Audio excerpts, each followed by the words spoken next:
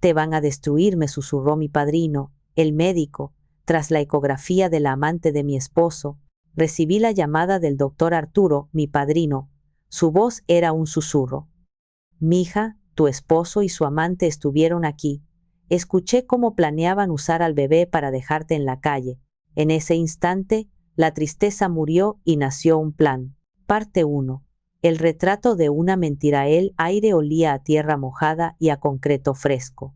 Era mi olor favorito en el mundo, el perfume del progreso, de algo nuevo naciendo de la nada, un aroma que siempre asociaba con la promesa y el potencial. Estaba de pie en el punto más alto de lo que sería el Parque Renacer, mi proyecto más ambicioso y personal hasta la fecha. No era solo un trabajo, era mi manifiesto, un pulmón verde de 3 hectáreas que habíamos luchado por arrebatar a una antigua y contaminada zona industrial en las afueras de Puebla. Desde aquí, a pesar del caos de la construcción, ya podía visualizarlo. Niños corriendo por colinas de césped, parejas paseando junto a arroyos artificiales, ancianos jugando ajedrez bajo la sombra de fresnos que aún no habíamos plantado. Sentí una punzada de orgullo tan intensa, tan visceral, que casi logró eclipsar el vacío sordo que se había instalado en mi pecho desde hacía meses. Era un orgullo punzante y absolutamente solitario. Mi teléfono vibró en el bolsillo de mis jeans de trabajo, manchados de polvo. Era Adrián. Su foto apareció en la pantalla, una imagen de nuestras últimas vacaciones en Oaxaca, sonriendo con un encanto tan natural, tan despreocupado, que me provocó un dolor agudo y familiar. Era la sonrisa del hombre del que me había enamorado, no del extraño con el que compartía mi casa. Hola, mi arquitecta estrella. Su voz sonó a través del auricular, suave como la miel, pero con un matiz de prisa que ya me resultaba demasiado familiar, como una nota discordante en una canción que antes era perfecta. ¿Cómo va todo por allá? ¿Ya estás haciendo magia? Hola, cariño. Va bien, respondí, esforzándome por inyectar un entusiasmo que no sentía en mi voz. Caminé hacia el borde de la colina, observando a los equipos de trabajo moverse abajo. El equipo de riego está terminando la instalación principal. Las bombas llegaron esta mañana. Creo que para el viernes podremos empezar a plantar los primeros árboles, los más grandes. Eso es fantástico, Elisa. Fantástico, dijo, pero el tecleo de un teclado de fondo me gritaba que su atención estaba en otro lugar. No estaba realmente escuchando, solo cumpliendo con el trámite de la llamada. Oye, te llamaba por lo de esta noche. Sé que habíamos quedado para cenar en ese lugar nuevo que te gusta, pero ha surgido algo de último minuto con los inversionistas de Monterrey. Es una llamada crucial, una videoconferencia que durará horas. Imposible faltar. Asentí en silencio, mirando el horizonte de la ciudad. El sol de la tarde teñía las nubes de un naranja melancólico. Claro, Adrián. No te preocupes. El trabajo es primero. Las palabras salieron de mi boca por pura costumbre, el mantra que había justificado innumerables cenas canceladas y fines de semana solitarios. Sabía que lo entenderías. Eres la mejor. Te lo compensaré, ¿vale? Este fin de semana hacemos lo que tú quieras. Te lo prometo. La promesa flotó en el aire, tan hueca como las últimas 20 que la precedieron. Se había convertido en una moneda de cambio sin valor. Tengo que colgar, mi amor. La llamada está por empezar. Te quiero. Y yo a ti, susurré, pero la llamada ya se había cortado. El silencio que dejó fue más ruidoso que el sonido de la maquinaria. Guardé el teléfono y el vacío en mi pecho se expandió, llenando cada rincón de mi ser. El trabajo ya no era una excusa, se había convertido en un abismo entre nosotros. Un abismo que él cavaba con esmero cada día, y que yo, estúpidamente, ayudaba a mantener abierto con mi comprensión y mi paciencia. Esa noche, la casa se sentía inmensa y hostil. Cada rincón, cada mueble, cada haz de luz había sido diseñado por mí. Era una casa de revista, con sus espacios abiertos, sus paredes de cristal, que se fundían con el jardín y su cocina de diseño italiano. La había concebido como nuestro santuario, un refugio del mundo exterior, un lugar para construir una vida juntos. Ahora se sentía como un mausoleo de mis propias esperanzas, frío y silencioso. Mientras calentaba una cena solitaria en el microondas, mi mente, como una traidora, viajó a una fiesta de la Cámara de la Construcción un par de meses atrás.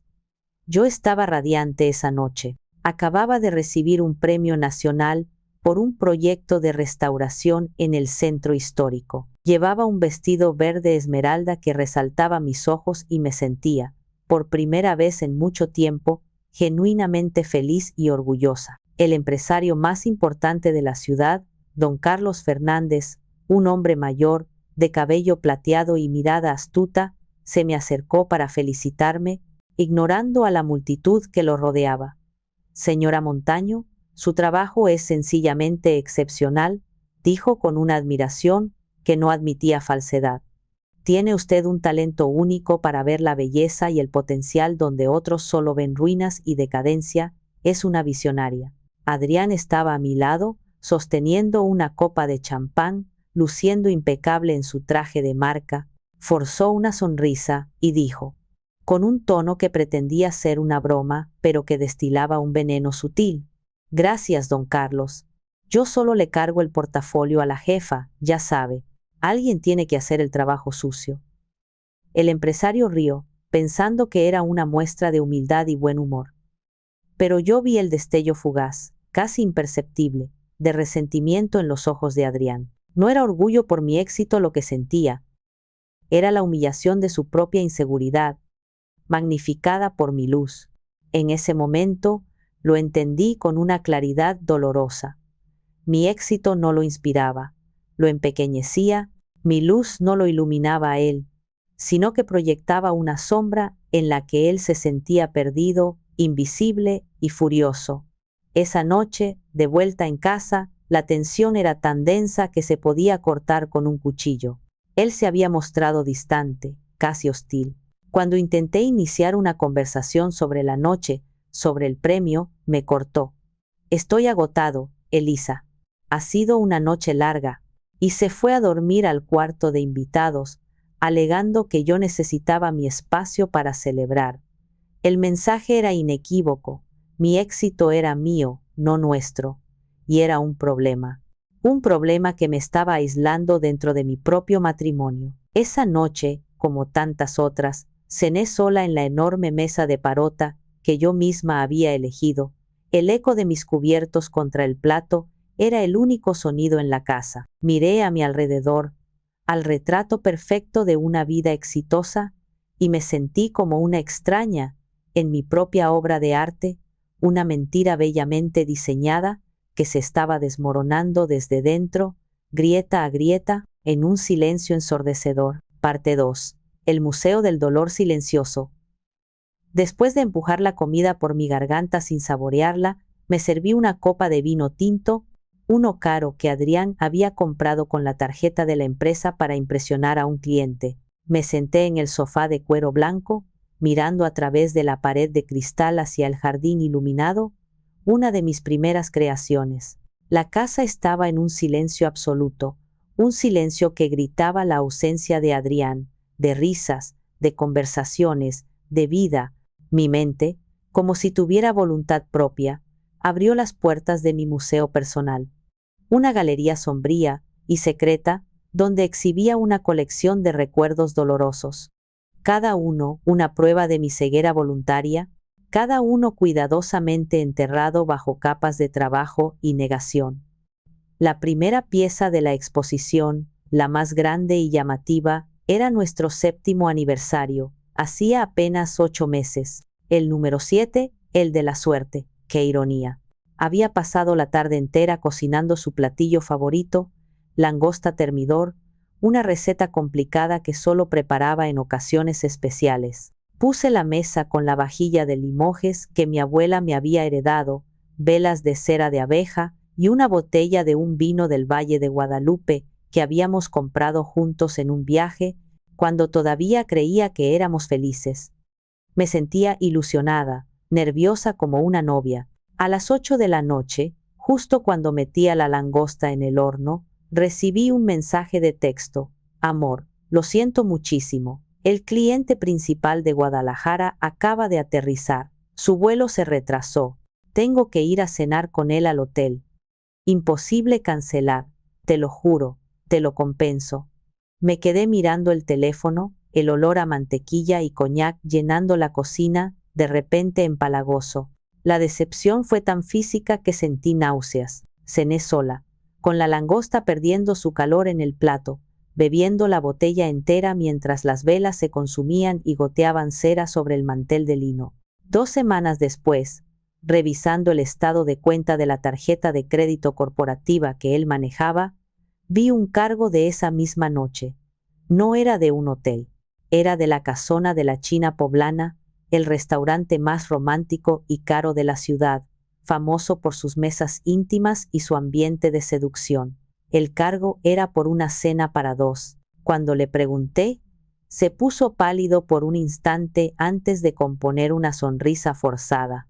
Empezó a balbucear una historia enrevesada sobre que el cliente había insistido en salir, que tuvo que invitar también a su asistente, una mujer, que se le olvidó comentármelo porque estaba exhausto. Su explicación era tan frágil como el cristal, y yo, desesperada por mantener la paz, por creer que el hombre que amaba no era un mentiroso tan torpe, elegí creerle. Fingí que su historia tenía sentido y archivé el recuerdo en un cajón polvoriento de mi mente, junto a otras dudas incómodas. La siguiente pieza del museo era un viaje a la Riviera Maya, mi regalo para él por su 36º cumpleaños. Un resort de lujo, todo incluido, una suite con piscina privada. Soñaba con reconectar, con encontrar de nuevo al hombre del que me había enamorado. Pero Adrián pasó la mayor parte del tiempo pegado a su teléfono, con una tensión que no encajaba en el paraíso. Daba largos paseos por la playa, no para disfrutar del paisaje, sino para hablar en susurros, alejándose de mí. Son cosas del trabajo, Elisa, muy delicadas, no lo entenderías, me decía cuando le preguntaba. Me sentí como un accesorio caro, parte del decorado de sus misteriosas llamadas de negocios. Una tarde, mientras él estaba en una de sus llamadas, me metí en la piscina privada. El agua estaba tibia. El sol acariciaba mi piel, pero sentía un frío glacial por dentro. Veía a otras parejas reír, tomarse de la mano. Yo estaba completamente sola en el paraíso, la ironía era devastadora. Fue entonces cuando noté su doble moral, me acusaba de estar obsesionada con mi trabajo, pero era él quien lo usaba como un escudo para mantener la distancia. Una pieza más pequeña pero igualmente dolorosa era un simple reloj, un Tag Heuer que le regalé por nuestro 5º aniversario. Lo había comprado con mi primer bono realmente grande, y me había costado una fortuna. A él le encantó, o eso dijo. No se lo quitó durante meses. Un día, simplemente desapareció. Cuando le pregunté, me dijo con indiferencia que se lo habían robado en el gimnasio. Se enfadó conmigo por insistir, por pedirle que pusiera una denuncia. Es solo un reloj, Elisa, por Dios. No hagas un drama.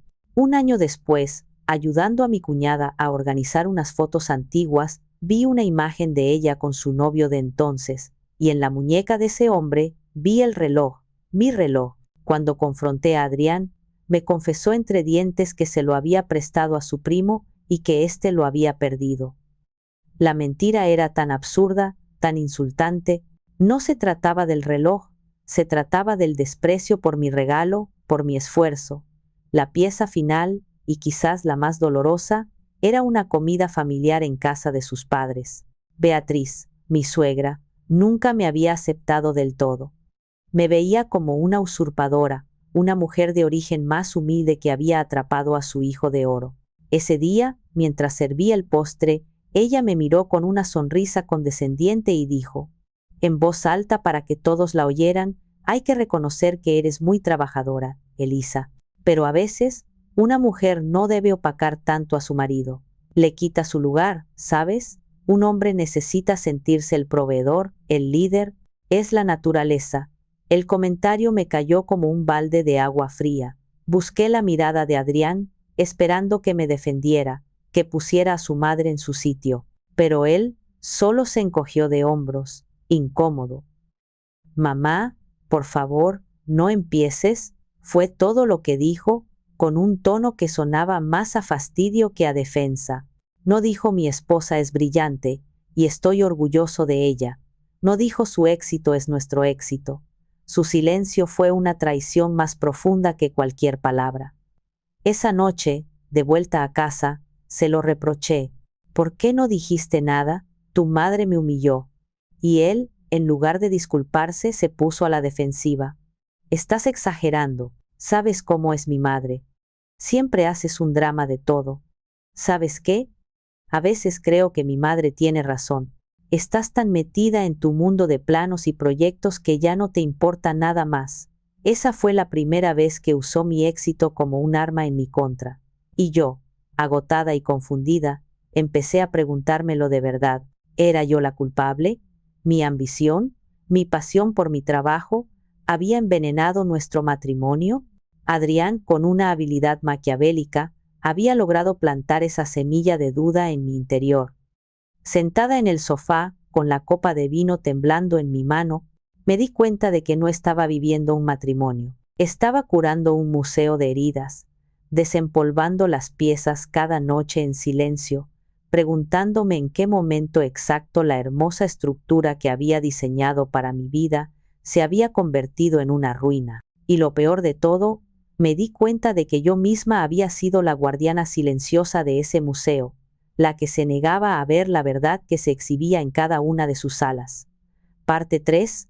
El descaro. Adrián llegó a casa cerca de la medianoche. Entró, haciendo un ruido exagerado, como si quisiera asegurarse de que yo notara su llegada. Dejó su maletín de diseñador sobre la isla de la cocina con un golpe seco y aflojó su corbata con un suspiro teatral de agotamiento. Olía a una mezcla de whisky caro y un perfume de mujer dulzón y penetrante que definitivamente no era el mío. Mi corazón dio un vuelco, pero mantuve mi rostro impasible. Uf, qué día. No tienes idea, Elisa. Estuve luchando como un león en esa videoconferencia. Pero valió la pena, dijo, acercándose a mí. Me dio un beso rápido en la frente, un gesto frío y calculado. Lo cerré, el contrato con el grupo regiomontano es nuestro. Su euforia era tan artificial, tan ensayada, que me revolvió el estómago. Yo sabía perfectamente que ese contrato lo había trabajado durante meses Mariana, una de las arquitectas junior más brillantes de mi firma. Ella había hecho la investigación, los diseños preliminares, las llamadas. Adrián solo había estado en la última reunión para la foto, para poner su firma como director de desarrollo de negocios, pero asentí, forzando una sonrisa. Felicidades, Adrián, es una gran noticia para la empresa. Gran noticia, es una noticia monumental, exclamó, abriendo el refrigerador y sacando una cerveza. Esto nos pone en otro nivel, Elisa. Ahora sí, a jugar en las grandes ligas. Hay que celebrarlo. ¿Qué te parece si organizamos una cena este sábado aquí en casa? Invitamos a mis padres, a tu hermano si quieres, que vean lo que estamos logrando, lo que yo estoy logrando.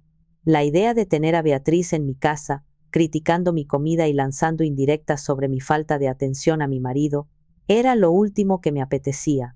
Pero vi en sus ojos una necesidad casi infantil de validación, de ser el centro de atención, y una parte de mí, la parte que todavía se aferraba a un hilo de esperanza casi podrido, pensó que quizás, solo quizás, esto podría ser un nuevo comienzo. Está bien, acepté, mi voz más suave de lo que pretendía. Me parece una buena idea. Su rostro se iluminó con un triunfo genuino. Perfecto, yo me encargo de las bebidas, consigo el mejor tequila. Tú haz tu magia con la comida, esa que vuelve locos a todos. Se sentó a mi lado en el sofá, de repente relajado y conversador. Habló sin parar sobre sus planes para la empresa, sobre cómo iba a usar este contrato para abrir nuevas puertas, para expandirse a nivel nacional.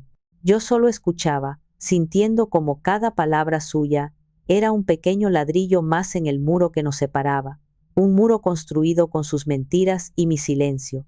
Entonces, en medio de su monólogo egocéntrico, se detuvo y me miró con una expresión de súbita ocurrencia. Oye, por cierto, he estado pensando que ya va siendo hora de que me haga un chequeo médico completo. Ya sabes, la edad no perdona. Se rió de su propio chiste. Recordé que siempre hablas maravillas de tu padrino, el doctor Arturo, el ginecólogo. Me tensé. Un escalofrío recorrió mi espalda. ¿El doctor Vargas? Sí, es el mejor. Pero es ginecólogo, Adrián. No creo que te sirva de mucho para un chequeo general. Él hizo un gesto con la mano, restándole importancia, con una naturalidad demasiado estudiada. No, no, claro, pero recuerdo que dijiste que su clínica es pequeña, privada, y que él es de la vieja escuela, muy discreto. La verdad es que no quiero ir a un hospital grande, lleno de gente y de chismes.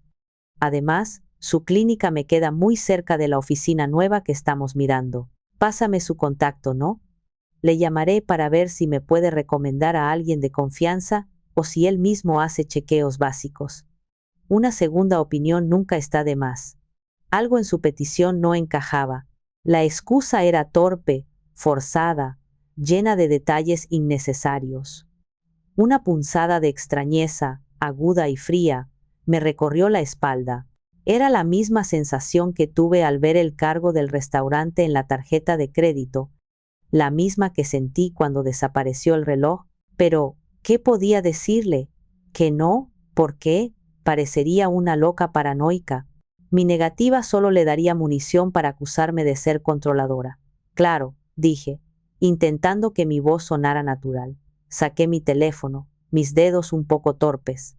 Busqué el contacto y se lo envié por mensaje. Mientras él lo guardaba en su agenda con una sonrisa satisfecha, yo sentí un nudo en el estómago, un presentimiento oscuro, una alarma silenciosa que me advertía que acababa de cometer un error terrible, irreversible. Él no se dio cuenta, o fingió no darse cuenta. Se levantó, estirándose con aire de suficiencia. Bueno, voy a darme una ducha. Ha sido un día largo y exitoso. Se inclinó para darme otro beso, pero yo giré la cabeza instintivamente y sus labios aterrizaron en mi mejilla. Se quedó quieto un segundo, sorprendido por mi rechazo, pero luego se encogió de hombros y se fue hacia la habitación, silbando una melodía desafinada. Me quedé sola en el salón, el silencio ahora cargado de una nueva tensión, de una pregunta sin respuesta.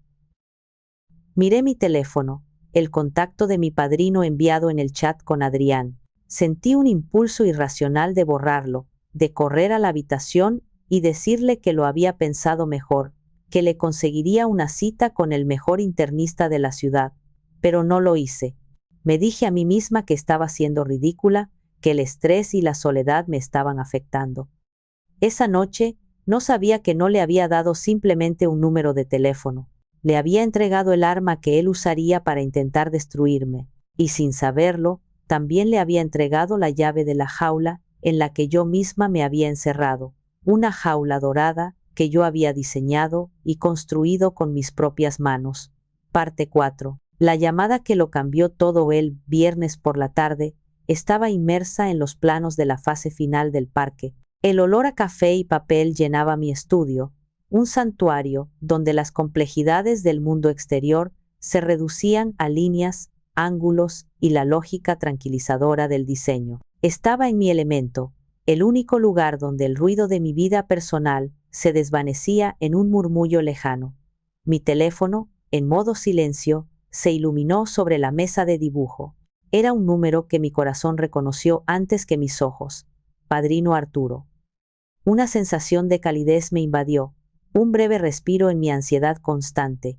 Hacía un par de meses que no hablaba con él, desde que me había llamado para felicitarme por el premio. Contesté con una sonrisa genuina en la voz. Padrino, qué sorpresa tan agradable.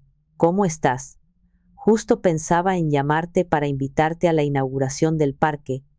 Hubo un silencio al otro lado de la línea, un silencio pesado, antinatural, que duró 3, 4, 5 segundos. Luego, su voz, pero no era la voz cálida y paternal que yo conocía.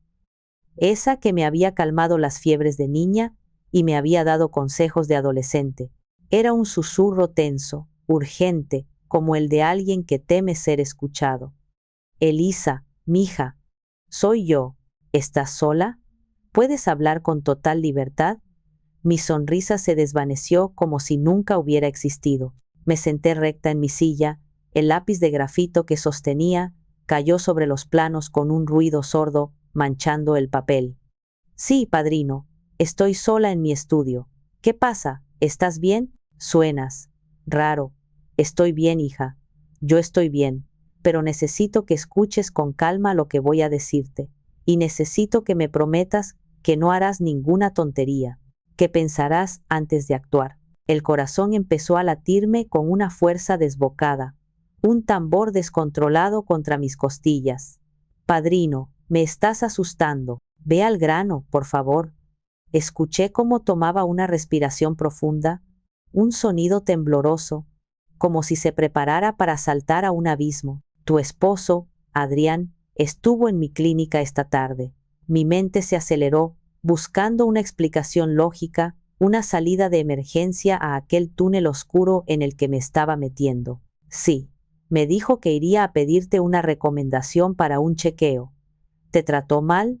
¿Pasó algo? No vino a pedir una recomendación. Elisa, su voz se quebró ligeramente, cargada de un dolor que traspasó el teléfono. No vino solo, trajo a una mujer, una chica joven, muy joven. Estaba embarazada.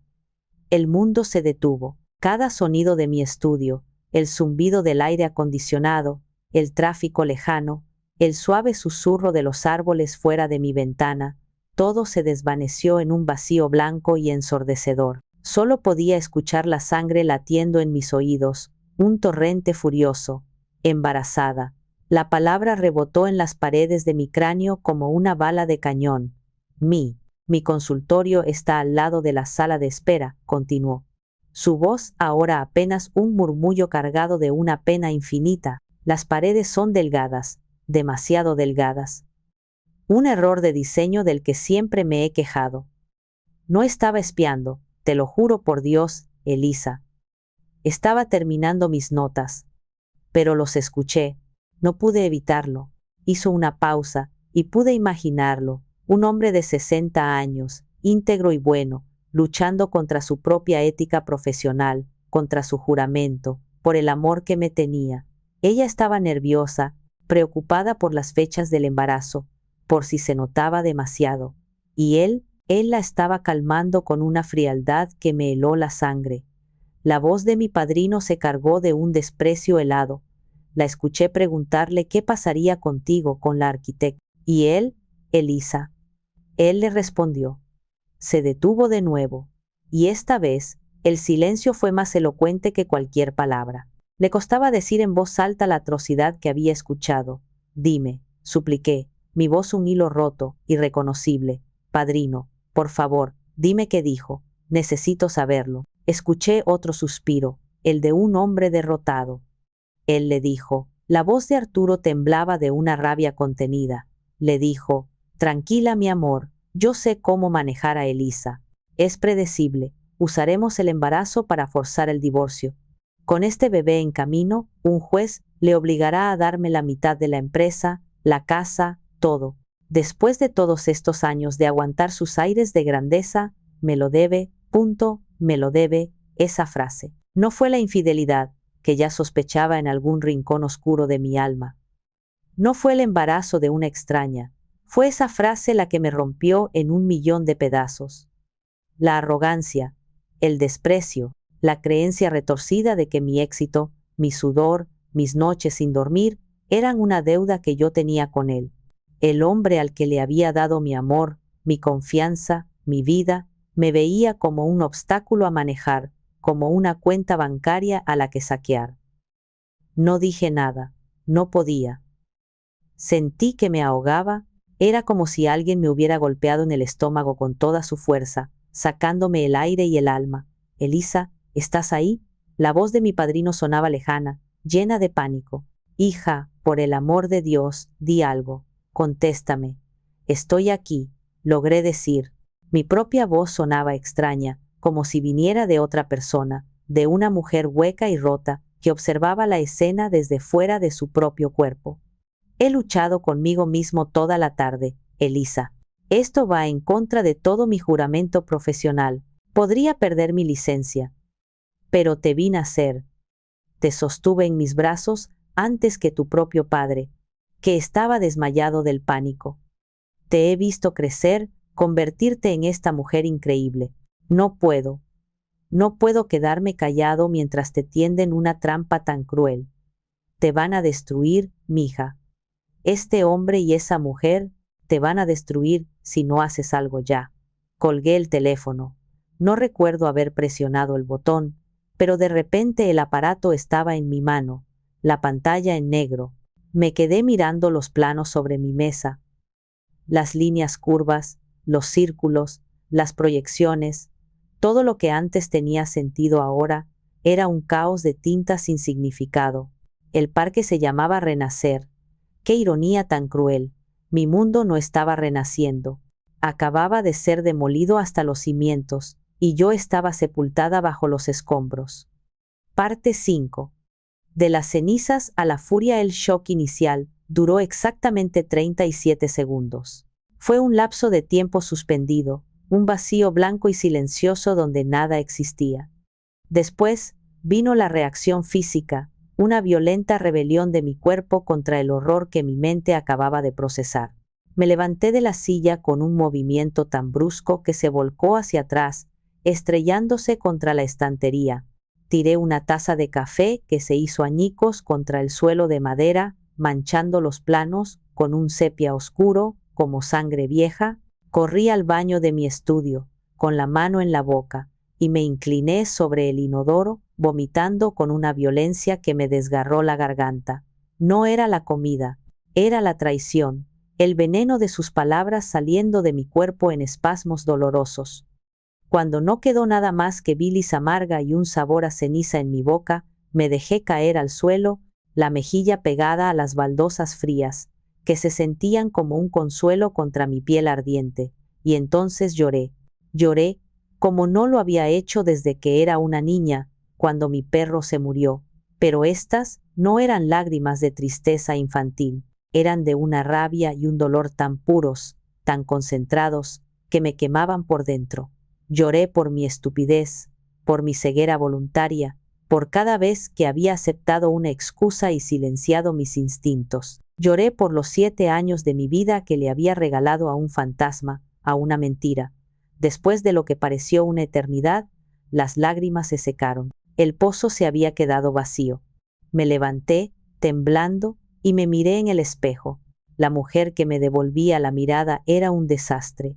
Los ojos hinchados y rojos como brasas, el rímel corrido por mis mejillas como pintura de guerra, el rostro pálido y demacrado. Pero en el fondo de esos ojos, algo nuevo estaba naciendo.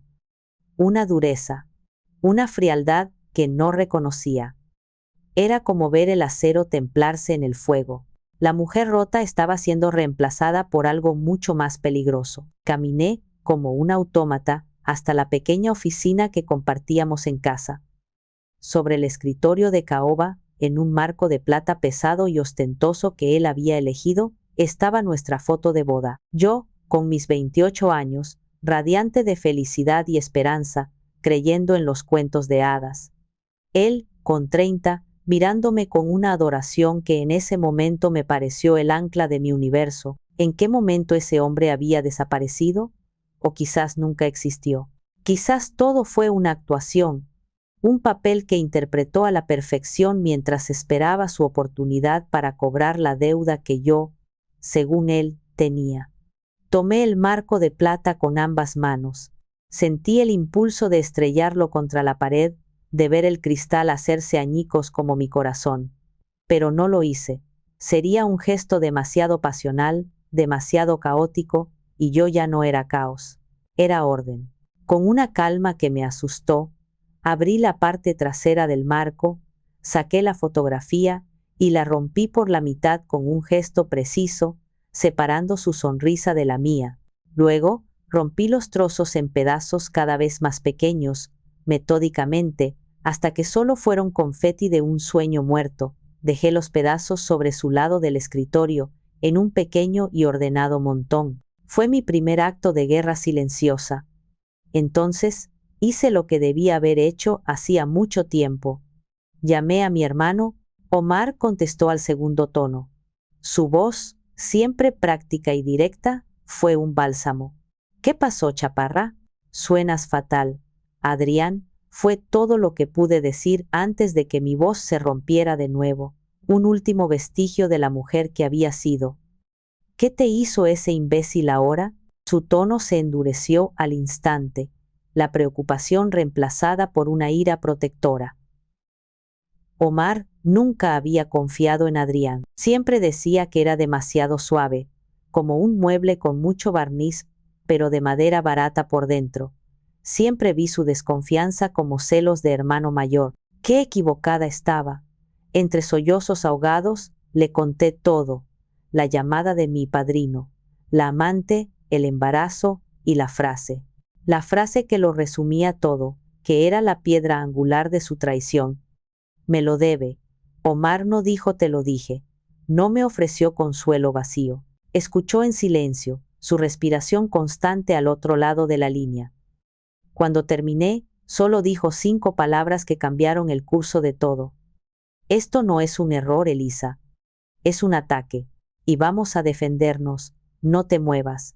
Llego en 20 minutos. Su pragmatismo fue el ancla que necesitaba en medio de mi tormenta. Colgué el teléfono y me lavé la cara. El agua fría me ayudó a pensar, a aclarar la niebla de dolor. La mujer que lloraba en el suelo del baño había muerto. En su lugar, había nacido otra persona.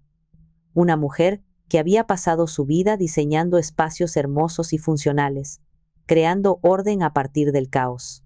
Ahora aplicaría esa misma habilidad, esa misma lógica y precisión a un proyecto diferente: la demolición controlada y meticulosa de la vida de Adrián Solís. Cuando Omar llegó, me encontró en mi estudio, con una taza de té humeante y una libreta en blanco frente a mí. Ya no había lágrimas. Mis ojos estaban secos, brillantes de una determinación gélida. ¿Cuál es el plan?, preguntó, sentándose frente a mí, su rostro serio. Primero, dije, mi voz firme y clara, sin un atisbo de temblor, voy a ser la mejor esposa del mundo. Voy a ayudarle a organizar la cena de celebración más memorable de su vida. Segundo, el lunes por la mañana, voy a contratar a la abogada más despiadada de Puebla. Y tercero, voy a averiguar hasta el último centavo que ese hombre me ha robado. No va a obtener la mitad de mi empresa. No va a obtener nada. Si tengo suerte, lo único que obtendrá será una celda. Omar me miró, y por primera vez en mucho tiempo, vi una sonrisa de genuino orgullo en su rostro. Esa es mi hermana, dijo. La arquitecta está de vuelta en el edificio. Manos a la obra. La tristeza no se había ido, por supuesto. Estaba ahí, agazapada en un sótano profundo de mi alma, pero en la superficie, en la sala de operaciones de mi mente, solo había espacio para la furia, una furia fría, calculadora y terriblemente paciente. Parte 6. La arquitecta de la venganza. Los siguientes 7 días fueron la actuación de mi vida, una obra maestra de disimulo que habría merecido un premio. Me convertí en la esposa perfecta y comprensiva que Adrián siempre había querido que fuera, o más bien, la esposa sumisa y admiradora que su ego necesitaba. Por las mañanas, le preparaba su café exactamente como le gustaba, con una pizca de canela, y le daba un beso en la mejilla mientras le deseaba suerte en sus importantes reuniones. Por las noches, escuchaba sus historias infladas sobre su genialidad en los negocios, con una sonrisa de admiración, haciendo las preguntas adecuadas para alimentar su narcisismo. Cariño, tenemos que hacer de la cena del sábado algo espectacular, le dije el lunes por la noche, mientras revisábamos la lista de invitados en su tablet. Tus padres estarán tan orgullosos. Quiero que todo sea perfecto para ti. Es tu momento de brillar. Él se tragó el anzuelo sin masticar, seducido por mi aparente devoción. Sabía que podía contar contigo, Elisa. Eres increíble, dijo, pasándome un brazo por los hombros. A veces se me olvida la suerte que tengo. Me dio un beso, y yo tuve que usar toda mi fuerza de voluntad para no estremecerme de asco, para no clavarle las uñas en el brazo. En lugar de eso, le devolví una sonrisa radiante. Pero mi verdadera vida comenzaba después de la medianoche, cuando Adrián dormía el sueño de los justos, roncando suavemente a mi lado. Yo me deslizaba fuera de la cama y me encerraba en mi estudio. La arquitecta de jardines se había convertido en una investigadora forense. Mi primera llamada, el lunes por la mañana desde un teléfono de prepago que compré en efectivo, fue a Sofía Guerra, una abogada cuyo apodo en los círculos legales de Puebla era la Piraña. Era famosa por desarmar a maridos infieles y proteger los activos de sus clientas con una ferocidad legendaria. Nos reunimos en un café discreto en un barrio donde nadie nos conocía. Le conté la historia, sin omitir ningún detalle, mi voz fría y precisa. Ella escuchó sin interrumpir, sus ojos oscuros analizando cada palabra, cada gesto. Cuando terminé, no me ofreció condolencias, simplemente dijo: bien, el componente emocional es devastador, pero en la corte, el dinero habla más fuerte que las lágrimas. Necesitamos pruebas del fraude, cada recibo, cada estado de cuenta, cada correo electrónico. Conviértete en su sombra, Elisa, sin que él lo sepa. Quiero que construyas un caso tan sólido que no tenga escapatoria. Esa noche, comencé la cacería. Usando mis contraseñas de administradora, entré en los servidores de la empresa. Creé una copia espejo de cada archivo relacionado con las cuentas y proyectos que Adrián manejaba, y lo guardé en un disco duro encriptado que escondí en el fondo de una maceta, y ahí estaba. Un rastro de migas de pan digitales que conducía directamente a su engaño. Cientos de cargos en restaurantes de lujo, siempre para 2 personas, en días que supuestamente estaba trabajando hasta tarde. Facturas de hoteles boutique en fines de semana que supuestamente pasaba en seminarios de negocios en otras ciudades. Compras en joyerías y tiendas de ropa de marca, regalos que nunca llegaron a mi armario. Había estado usando la empresa como su alcancía personal para financiar su doble vida. El descubrimiento más indignante, el que me hizo sentir una rabia helada, fue un pago de 20,000 pesos a una agencia de viajes. El concepto en la factura era viaje de prospección a Cancún. Busqué en mis archivos y encontré las fotos que él me había enviado desde ese supuesto viaje de trabajo.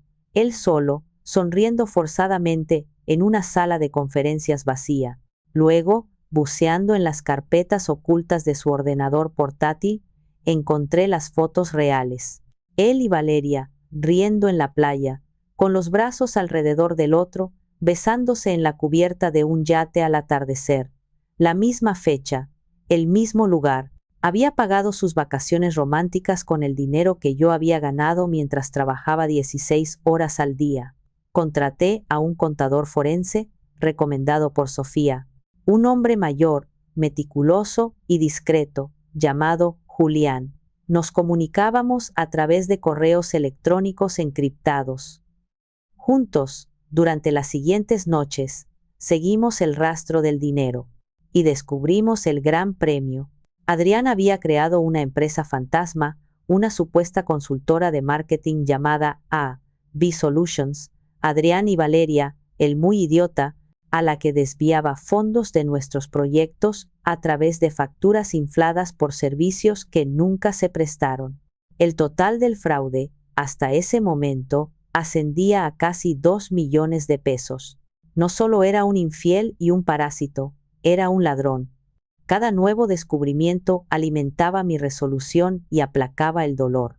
El dolor seguía ahí, por supuesto, un nudo sordo en mi estómago. Pero ahora tenía un propósito. Cada noche, mientras él roncaba a mi lado, ajeno a todo, yo estaba en mi estudio, construyendo mi caso, ladrillo a ladrillo, diseñando la estructura de su caída con la misma precisión con la que diseñaba un jardín japonés. Estaba creando una obra maestra de la justicia, y la gran inauguración, la ceremonia de corte de cinta, sería el sábado por la noche, en su cena de celebración. La ironía era tan deliciosa, tan poética, que casi podía saborearla. Era el único sabor que me quedaba en la boca aparte del de la ceniza. Parte 7. La última cena el sábado por la noche. La casa brillaba con una luz falsa y acogedora. Había contratado un servicio de catering de primera. La casa estaba llena de mis flores favoritas, lirios blancos, cuya fragancia llenaba el aire, y una suave música de jazz instrumental flotaba desde los altavoces ocultos. Todo era un escenario de elegancia y buen gusto, una puesta en escena perfecta para la tragedia que estaba a punto de desatarse. Adrián era el pavo real en su propia fiesta, vestido con un traje a medida de lino color crema, con una copa de whisky de Malta en la mano, recibía las felicitaciones con una falsa modestia que me revolvía el estómago. Sus padres, Beatriz y Ramiro, no se separaban de él, sus rostros hinchados de orgullo por su brillante hijo, el genio de los negocios. Beatriz, al llegar, me dedicó una mirada de suficiencia y me dijo, dándome una palmadita en el brazo, como si fuera una niña pequeña: ¿ves, Elisa? Te lo dije, cuando un hombre se siente apoyado y admirado por su mujer, puede lograr cualquier cosa. Has aprendido bien. Tuve que sonreír y asentir, tragándome la bilis y pensando, no tienes ni idea de lo que va a aprender tu hijo esta noche. Mi hermano Omar llegó y me dio un abrazo fuerte. Lista, me susurró al oído, su voz, una mezcla de preocupación y anticipación. Nací lista, le respondí, con una calma que incluso a mí me sorprendió. Le devolví el apretón, agradecida por su presencia sólida y silenciosa. La cena transcurrió entre risas forzadas y anécdotas egocéntricas de Adrián sobre cómo había seducido a los inversionistas con su visión y su carisma. Él era el protagonista, el héroe de la noche, el sol alrededor del cual todos los demás planetas debían girar. Yo interpreté mi papel a la perfección, la esposa trofeo, la luna que reflejaba su luz, sonriendo en el momento adecuado, asintiendo con admiración, llenando las copas de vino. Por dentro, sentía como si un bloque de hielo se hubiera instalado en mi pecho, enfriando mi sangre, agudizando mis sentidos. Contaba los minutos, observando cada gesto, cada sonrisa falsa. Finalmente, llegó el momento del postre. El servicio de catering sirvió un tiramisú exquisito en copas de cristal. Adrián, en la cabecera de la mesa, se puso de pie, golpeando suavemente su copa con un cuchillo para llamar la atención. El silencio se hizo al instante. Quiero agradecerles a todos por venir esta noche, comenzó, su voz resonando con una confianza arrogante que pronto se haría añicos. Celebrar este éxito con mi familia, con la gente que quiero, es lo más importante para mí. Y especialmente quiero agradecer a mi maravillosa esposa, Elisa, su apoyo incondicional, su paciencia con mis largas horas de trabajo, todo esto ha sido fundamental. Me lanzó una mirada que pretendía ser amorosa, pero que a mí me pareció la de un depredador a punto de devorar a su presa, sin saber que la presa llevaba veneno.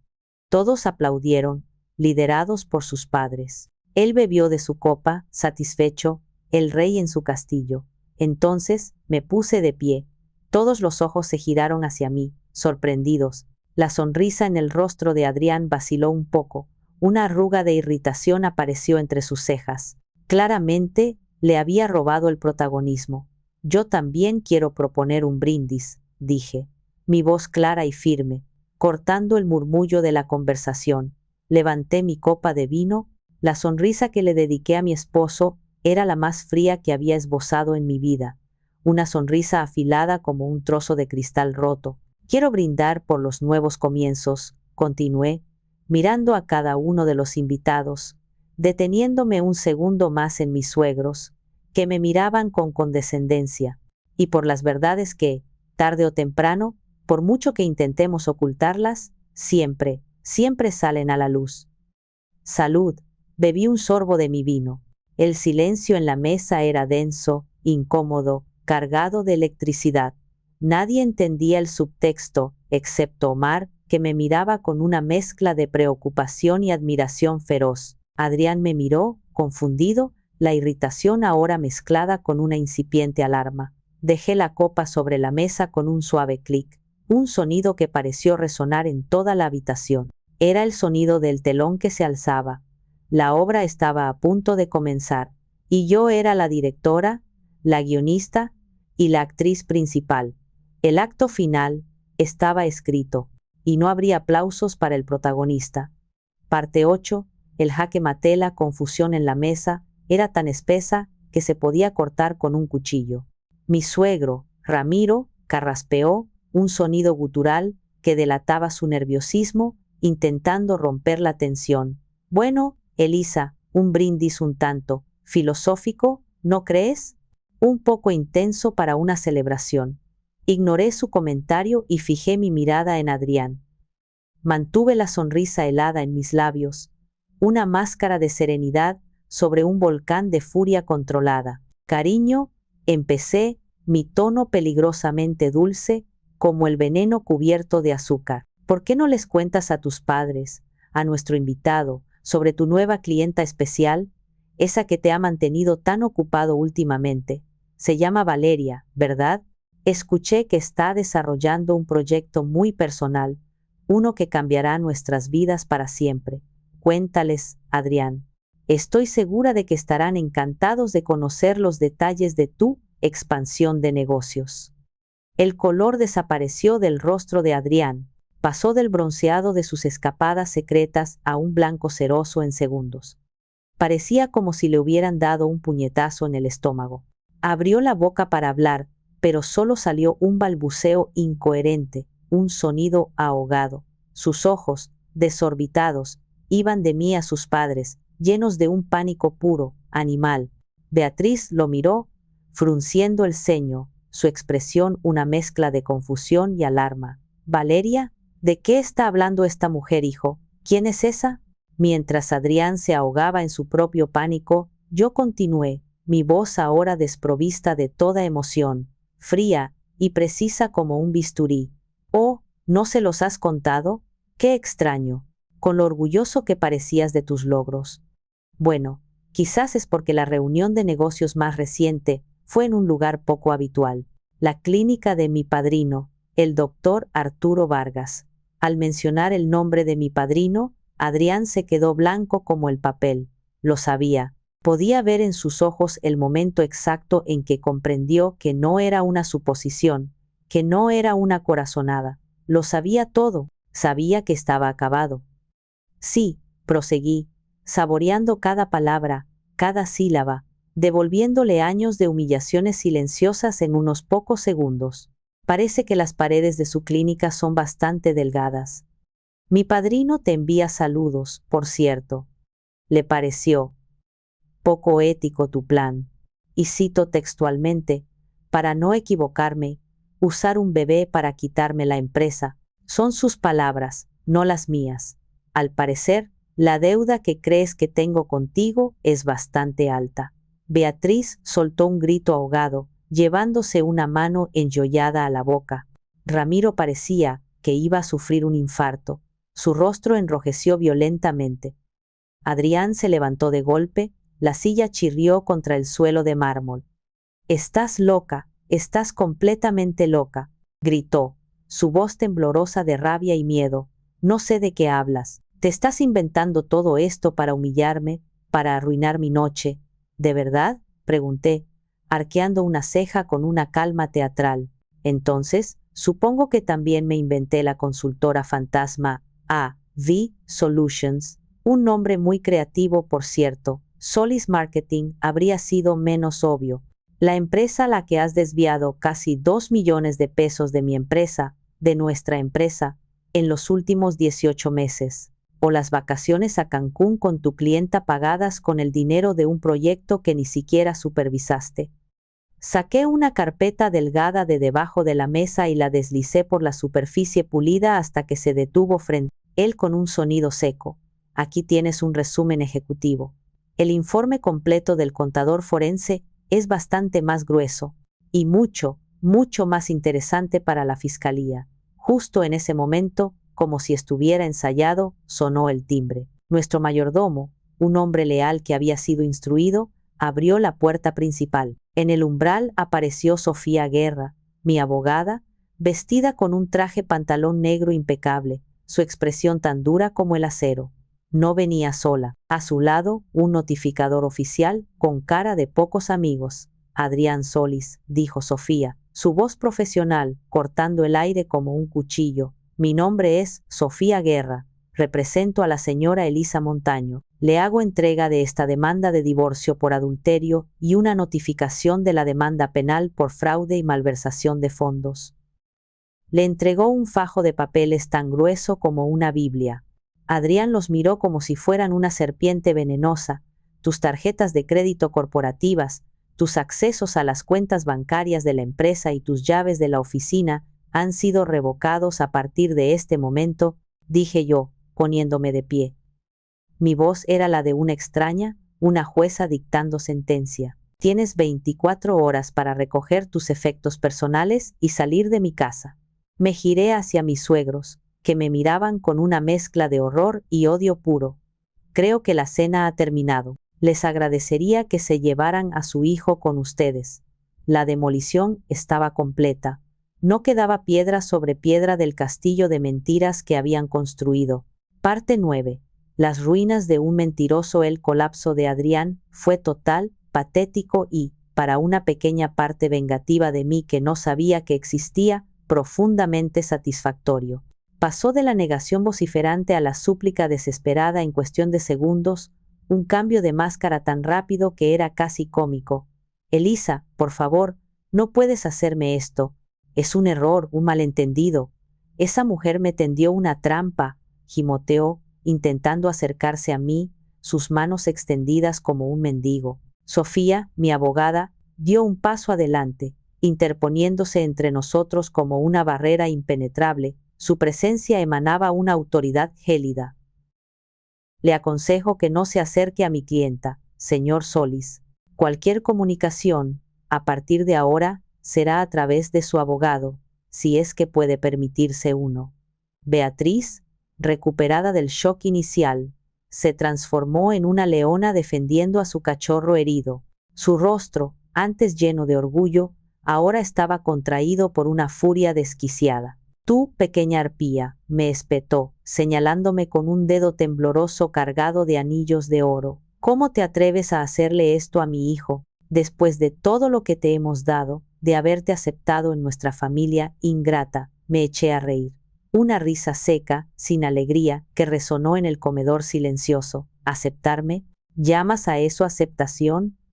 Nunca me viste como nada más que la cuenta bancaria de tu hijo, la gallina de los huevos de oro, y en cuanto a lo que le he hecho, solo le estoy devolviendo una pequeña parte de lo que él me ha hecho a mí y a mi empresa, con tu bendición silenciosa. Me giré hacia ella, mi mirada tan afilada como el borde de un cristal roto.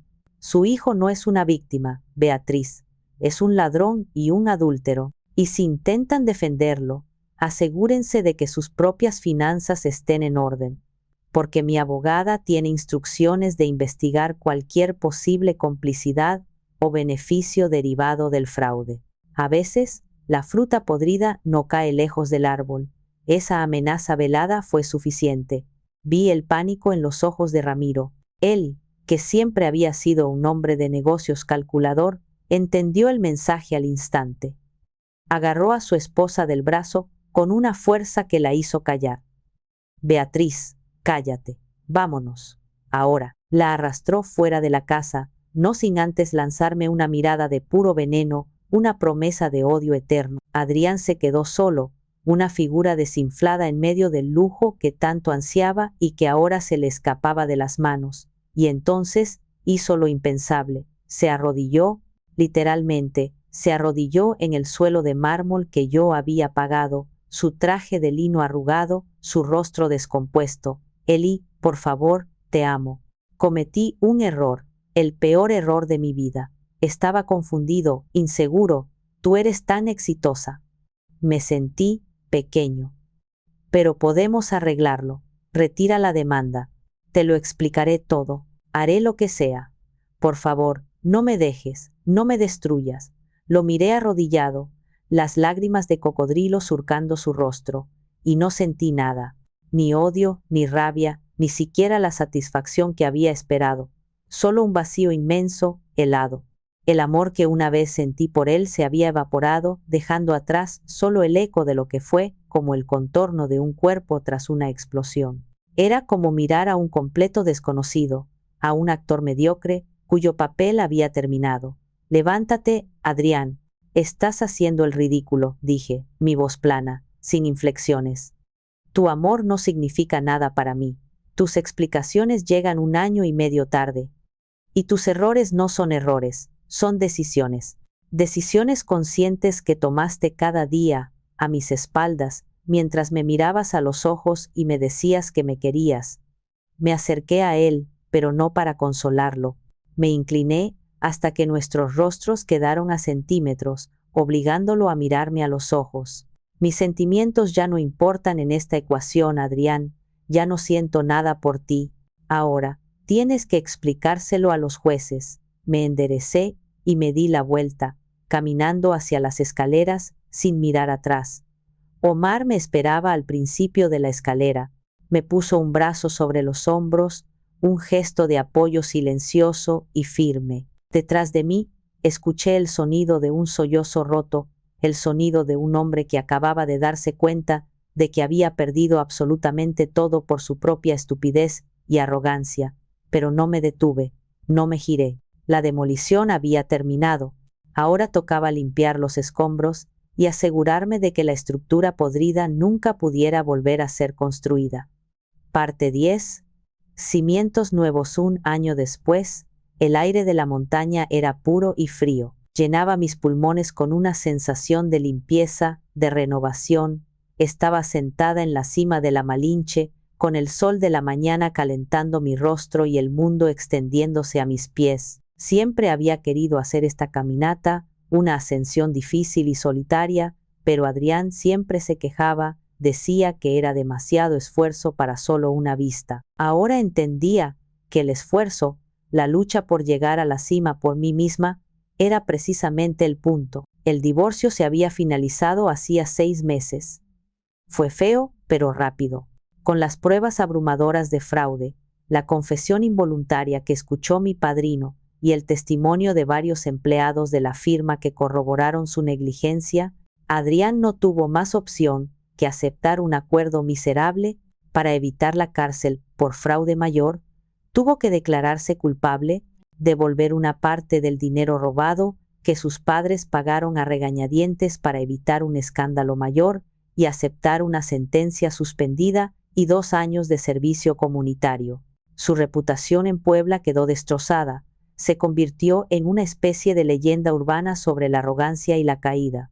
Se fue de la ciudad con el rabo entre las piernas, a vivir con unos parientes lejanos en el norte del país. Valeria, al enterarse de que su boleto dorado se había convertido en un cheque sin fondos y que además podía ser llamada a declarar, desapareció de su vida tan rápido como había aparecido. A través de Sofía, me enteré de que había tenido al bebé y que había vuelto a su pueblo natal. A veces, en las noches más silenciosas, me preguntaba por esa niña inocente, nacida en medio de un torbellino de mentiras.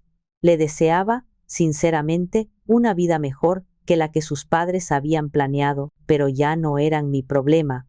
Había cortado el ancla, vendí la casa, era demasiado grande, demasiado llena de fantasmas y del eco de risas falsas. Me mudé a un penthouse más pequeño en el centro histórico, con una terraza inmensa llena de plantas, árboles en macetas y un pequeño huerto urbano que cuidaba yo misma. Era mi espacio, mi santuario, un lugar que respiraba vida, mi empresa, Montaño Paisajismo, después del bache inicial y de la reestructuración, prosperó más que nunca. La historia, a pesar de mis intentos por mantenerla en privado, se filtró en los círculos empresariales. Lejos de perjudicarme, me ganó una nueva clase de respeto. Los clientes veían en mí no solo a una arquitecta talentosa, sino a una mujer de acero, una empresaria que no se dejaba pisotear. Irónicamente, la traición de Adrián se había convertido en mi mejor campaña de marketing. Mi hermano Omar se convirtió en mi socio, asumiendo la dirección financiera. Su honestidad brutal y su lealtad inquebrantable eran exactamente lo que necesitaba para reconstruir sobre cimientos sólidos. Mi padrino, Arturo, seguía siendo mi confidente. A menudo tomábamos café juntos. Él nunca se arrepintió de su decisión, a pesar de haber recibido amenazas anónimas. La verdad duele, mija, me dijo una vez, apretándome la mano. Pero la mentira pudre el alma, y la tuya es demasiado valiosa para dejar que se pudra. Sentada en esa cima, observando las nubes pasar por debajo de mí, reflexioné sobre el último año.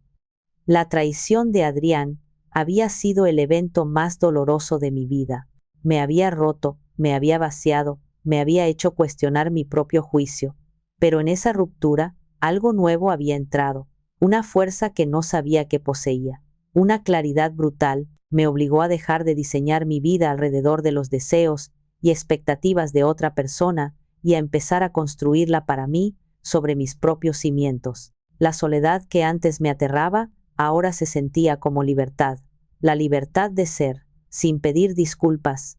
El camino había sido brutal, la demolición necesaria. Pero ahora, por primera vez en mucho tiempo, el terreno estaba despejado, y yo, la arquitecta, estaba lista para construir de nuevo. Algo más fuerte, algo más verdadero, algo solo mío. Un jardín que nadie, nunca más, podría envenenar. Hice lo que tenía que hacer para sobrevivir y proteger lo que es mío. Pero a veces, en la quietud de la noche, todavía me pregunto, ¿fui demasiado cruel? ¿O la única forma de curar una herida infectada es cortando de raíz, sin piedad? ¿Qué habrían hecho ustedes en mi lugar?